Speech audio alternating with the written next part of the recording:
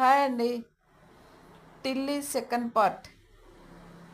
Onions, పచ్చిమిర్చి మిక్సీకి వేసుకొని 4 పచ్చిమిర్చి, 3 ఆనియన్స్ మిక్సీకి వేసుకున్నానండి. ఇది తీసి పక్కన పెట్టుకోవాలి. ఈ టిల్లీ ఇలా బాగా అటు ఇటు ఒక 15 మినిట్స్ ఉడకబెట్టుకొని తీసి ప్లేట్లో పెట్టుకోవాలి. ఇది కొంచెం చల్లారిన తర్వాత దీనిపైన ఉన్న లేయరు వైట్దంతా తీసేసి ఇగో ఇలా వస్తుందండి.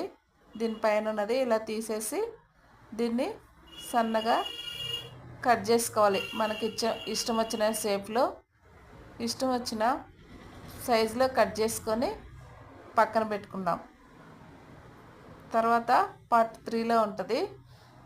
మీకు ఎప్పుడైనా ఇలా వండకపోతే ఒకసారి వండి టేస్ట్ చూసి నాకు కామెంట్ చేయండి. సబ్స్క్రైబ్ చేసుకోండి. Thank you for